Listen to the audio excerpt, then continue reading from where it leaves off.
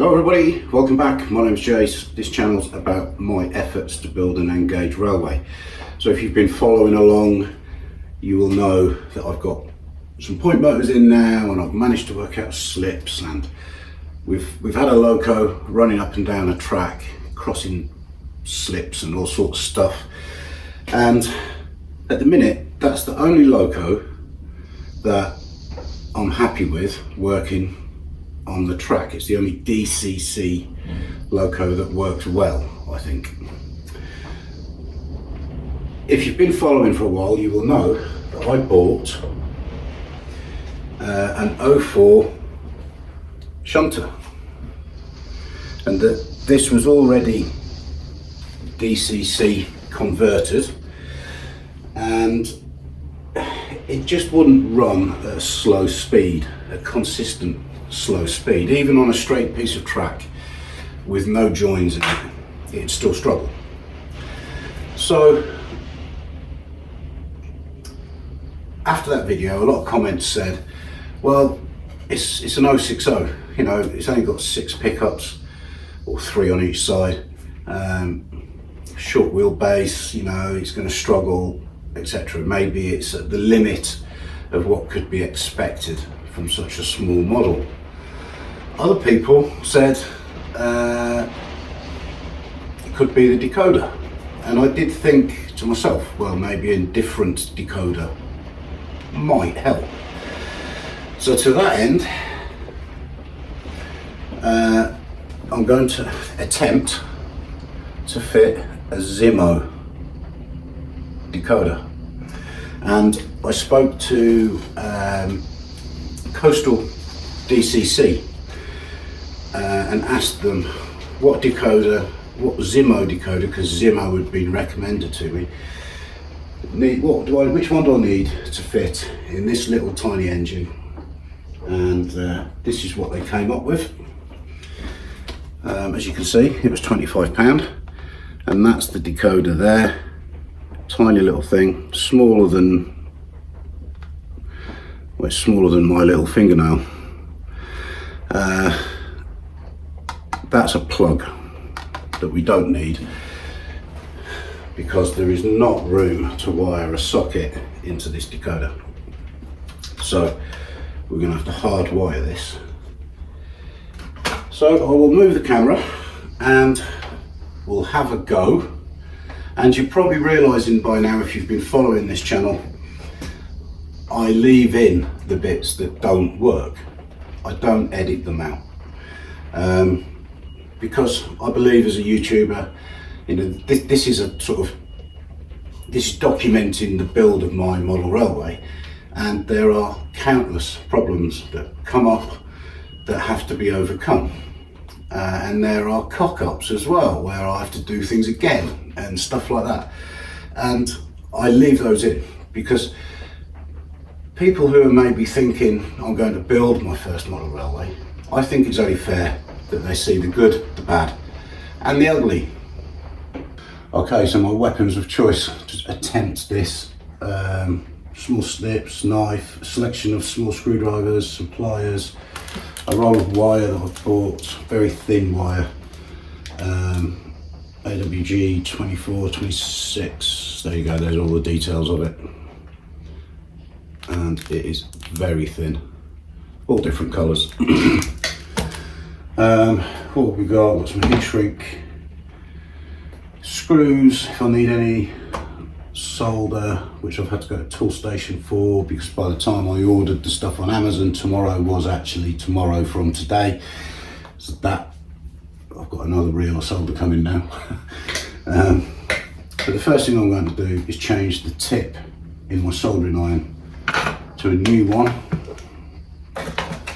a new very fine one, because I want to give myself every chance of getting this right and not melting things and burning the hell out of. There's a little circuit board in there as well. Okay, turn that on.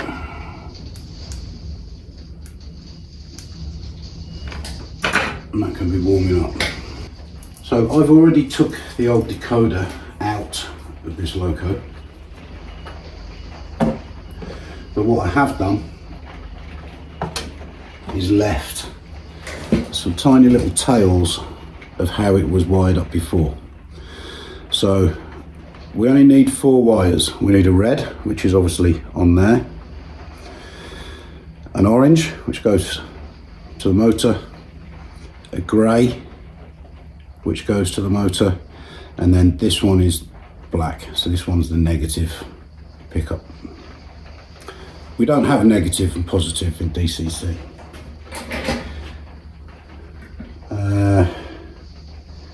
So I've got 2 sort of choices at the motor end, and that is try and solder the wires directly to the circuit board, or try and solder an extension to these wires. I'm not sure which is going to happen yet, because if I try and pull the sleeving off of these wires, is that going to pull the joint apart anyway? And also, soldering so close to the joint, I'll probably melt it anyway. But we'll see. Right, let's get the decoder open.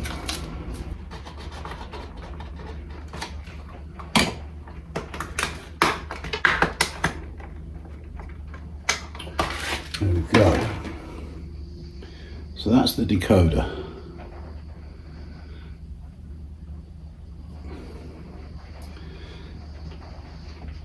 So untwist these wires first of all, and maybe cut the plug off it, because we can't fit this, so I'm going to cut that off. I'm going to keep it, so I'm going to cut the wires off, leaving sort of 10mm, so I know what's what if I ever want to use it.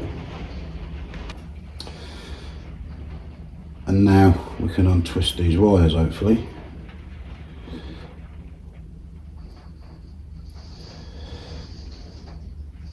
Be very careful because they're very thin.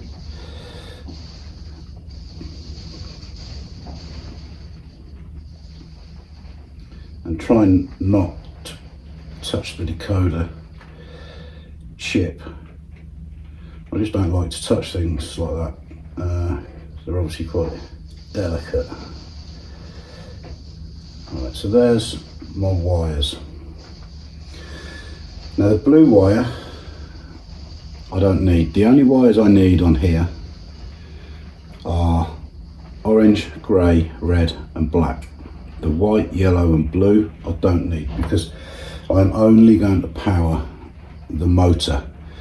I'm not going to be putting a light in the cab or anything like that, or on the front. I just don't think my skills would allow me to do that. I'm not saying it couldn't be done, I just think that is extremely fiddly work. And there is literally no room in here other than in the top of the cab when the motor's in. So I'm going to cut off the wires that I don't need to give myself as much room as I can. I'll separate the white and the grey.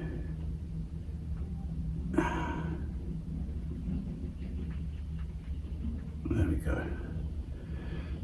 So these 3 wires, blue, yellow and white, I don't need. So I'm going to cut those off. I'm going to cut them off close to the board as well, because I'm never going to use them.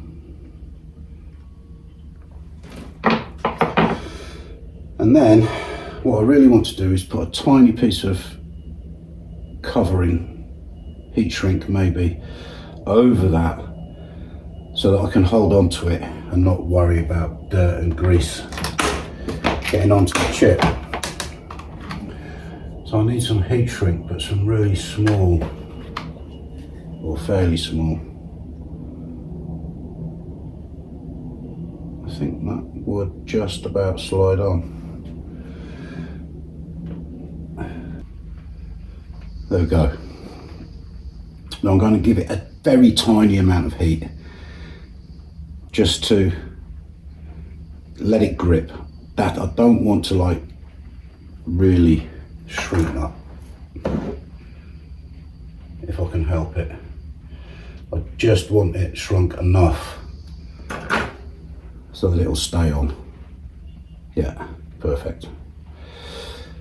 So now I've just got to check that that will actually fit up in there in the cab, and it will. Quite nicely tucked up in there, look, if you can see that. So now we've got to start connecting these wires to the terminals that are on the motor. So the decoder's up in there now. How long do I need these wires? Or can I leave some of them full length and they can push up in the cab as well, which would be my preferred option, because these wires are so thin. Trying to bear the end of them without cutting the wire off is really difficult. I don't have any strippers, wire strippers that work that small. I'm sure you could get some, which is perhaps something I ought to invest in, but I have to use a knife at the moment. So if that's in there,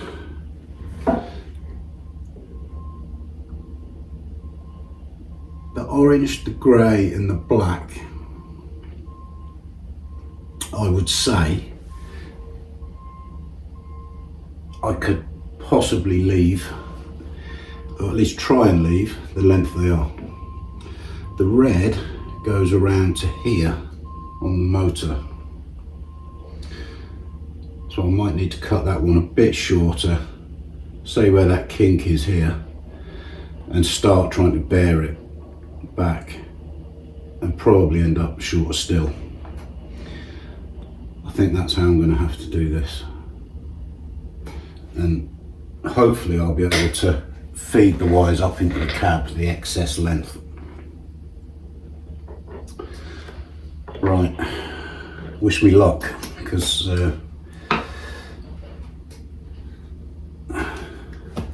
this is fiddly.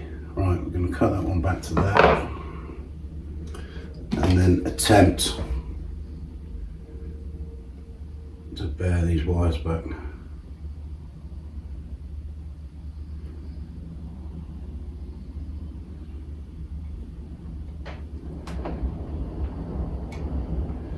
Which is not easy, like I say, without a proper...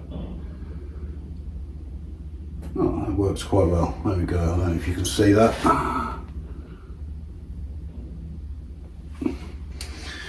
I've just got to try and repeat that on the other three. Right, that's all of the wires bared back. So now I want to tin the end of these. So I'll put that on there like that. Just put something on there, hold it down, separate the wires, move that out of the way,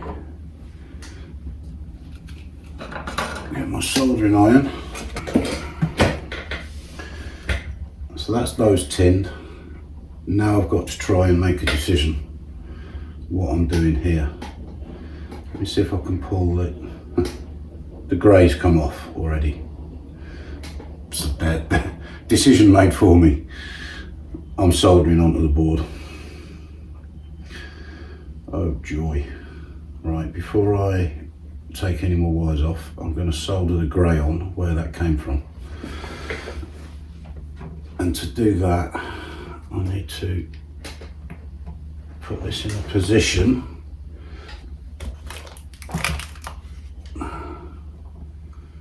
I can see, and I want to try and get a tiny bit of solder onto that connection there. Yep. So that's my orange and grey attached to the motor where they were before.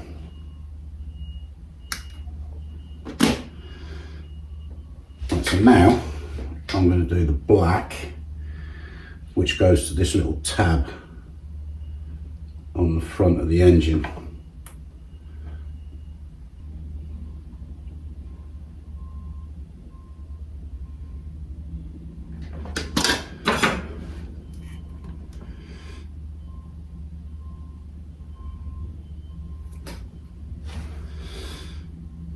Right, so now I've got the red left to do.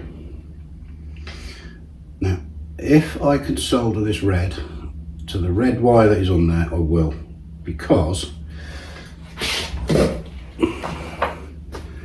it goes under this little brass L-shaped bracket with a hole in it to take the bolts, and that bolt is feeding power from the track. These nuts and bolts are so fiddly. If I can solder onto that little piece of wire, I will do.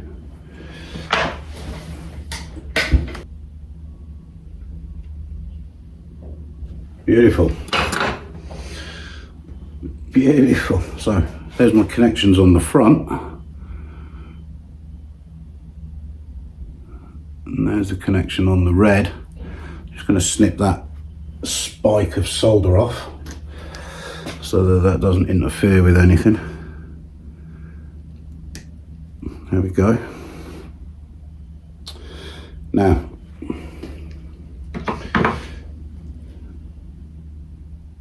I've got to make sure that there's no shorts anywhere. So I think I'm just going to get creative. That the orange wires come off. Right, let's do that again.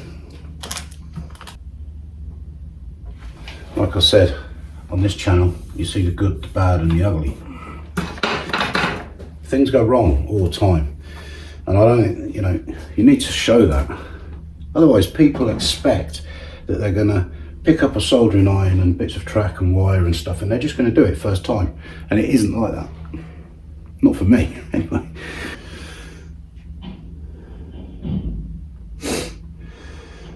So I'm going to, obviously these wires I've got to prevent from shorting now against anything else. The terminals that are just bare a little bit. Now I do have some, it says liquid electrical tape. I don't think it's very liquid. It's more of a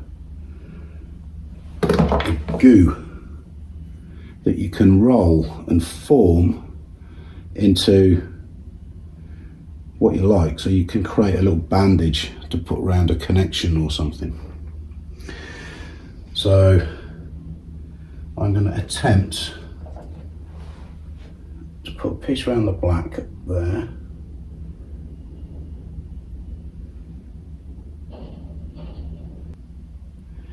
And this, it never sort of sets, this stuff, or not that I've noticed so far. And it just sort of, it gets a little bit firmer than it is now, but that's kind of it. And you can sort of peel it off.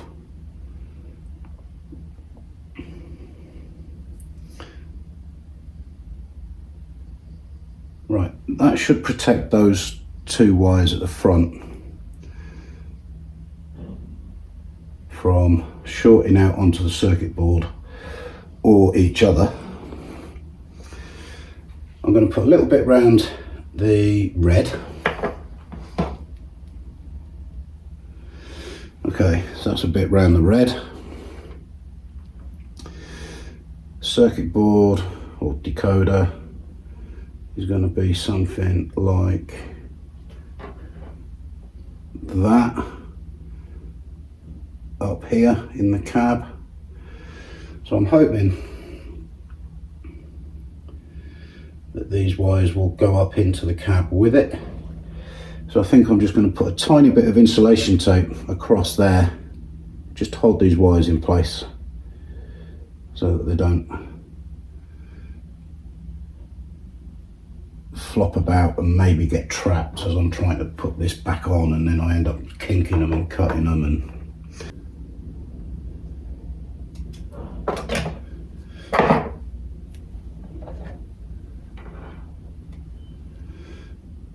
I'm putting it over the plastic part, not the metal part.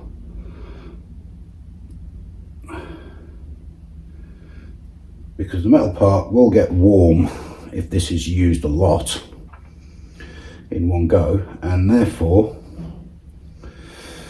the glue on the tape will melt. So that's the wires attached to the front, hopefully. Decoder. So what I've got to hope happens now is when I put the body on, which I've got to take a few screws out of because I put them in there for safekeeping. Just whip these out. There we go. And now I've got to try and get that in its right orientation to go up in there and sit nicely out of the way while the motor goes in. Okay, so bit of test track, just a meter of flexi. I've disconnected the DCC supply to my main track, and it is only feeding this programming track, if you want to call it that. I do really need to make myself a proper one with a double pole, double throw switch. Could be a video, couldn't it? But when you read the instructions for this, it says to program a loco, you can just take all the other locos off the main track and do it that way. I've never been able to do it, but maybe I'm reading the instructions wrong or doing something wrong. Anyway, let me see if we can pick up the decoder in here. So I've got to press program 4 times to get use program track. Enter. Did hear a little click. 1 for standard. Yeah, another click. Manufacturer 000. Enter. Oh, now it's deciding to switch the main track off.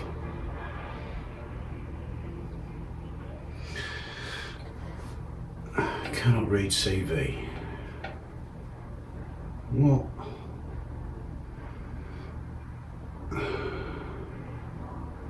It's telling me to wait. I've just gone through it all again, and it's clicking and moving back and forth a little bit. So, long address, right? 2264. That sounds more like it. Activate this address. Yes. CFG. Direction normal. Speed normal. No to DC. Addresses.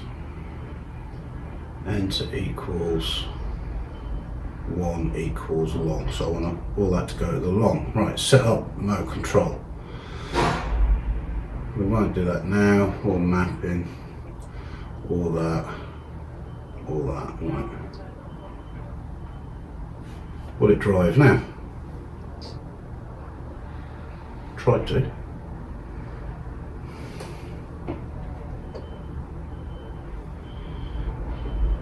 Now nothing. So I don't know why it wouldn't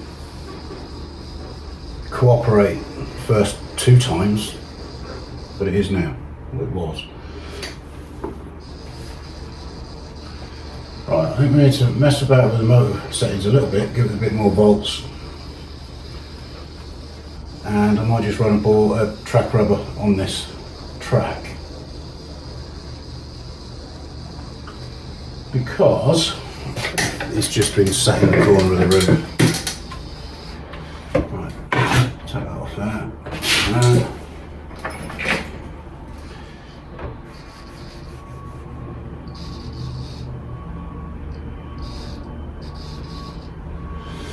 Right, let's go into the motor. I'm going to run it back and forth. I've managed to get it going.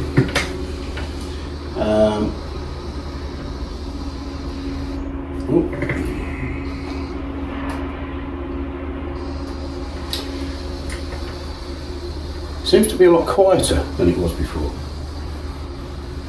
I don't know why that would be, but it doesn't seem to have any much speed control, to be fair.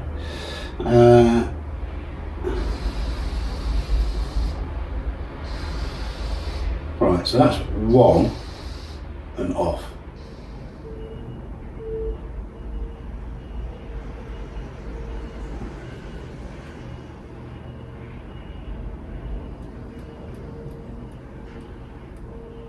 So that's speed 2. Well, the track's not the best. 3. I could live with that. Yeah, I could live with that as a shunted speed. I'm pleased with that. Okay, right, let me show you what the problem was. You notice that the body's back off it. When I soldered this, can you see there? This is the black wire, and then you've got the grey wire, and I managed in my soldering to accidentally join the two together ever so slightly with a tiny little whisper of solder. And I think what was happening was, I don't fully understand DCC, but I think what was happening was somehow the motor was getting full power and it was bypassing the decoder, or partly bypassing the decoder. So I could stop and start the loco, but even on speed setting 1, it was going full pace. It was like full on. And there was no control over it, or over the speed. It was just on or off. So now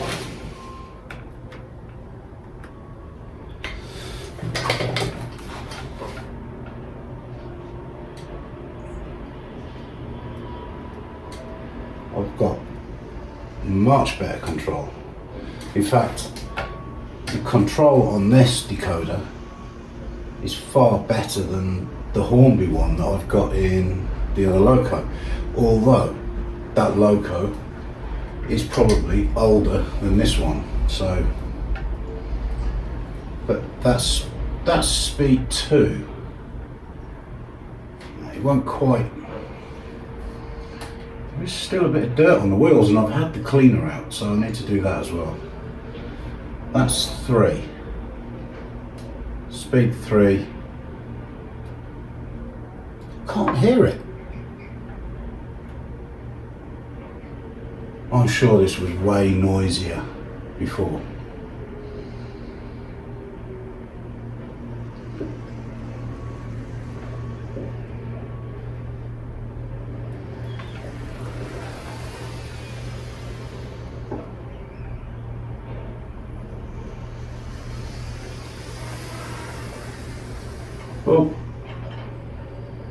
Oh, just the back wheels off the end.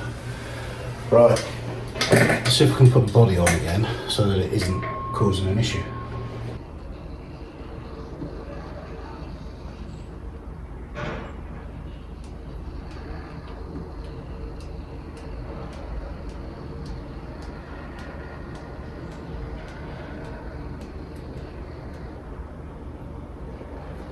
So that's speed 4, which is what it wouldn't do with the other decoder, not consistently, on that very same piece of track.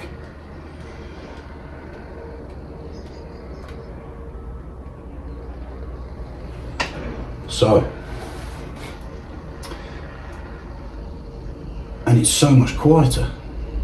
I don't know why that would be.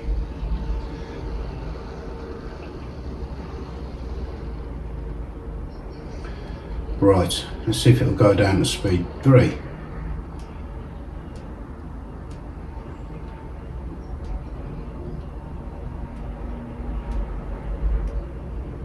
That's a nice sort of shunting speed, isn't it, around the yard, you know, in and out of the sidings.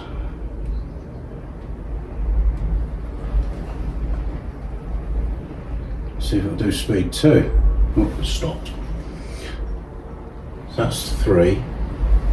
This is 2.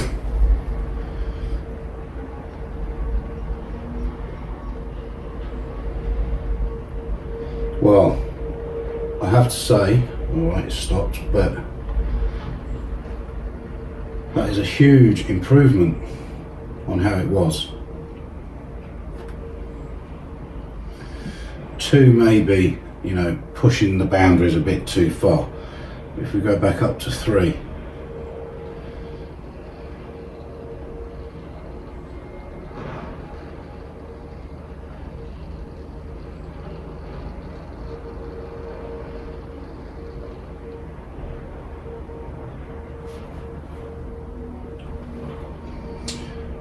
Yeah, need to clean the wheels a bit more, I think. This track I haven't cleaned, well, I haven't cleaned since I was last messing around with this loco actually, so it probably needs a clean.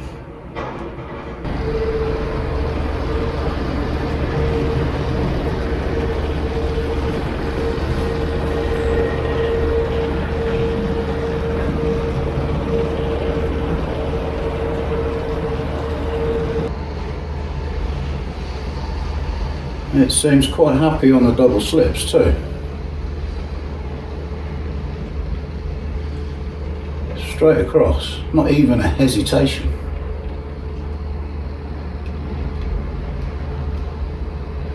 So there we have it. Not all decoders are equal, and that is a vast improvement to what it was. So thanks very much for watching. I hope you enjoyed the video. If you have, hit the thumbs up button please, and if you haven't subscribed yet, please do, and I'll see you next time.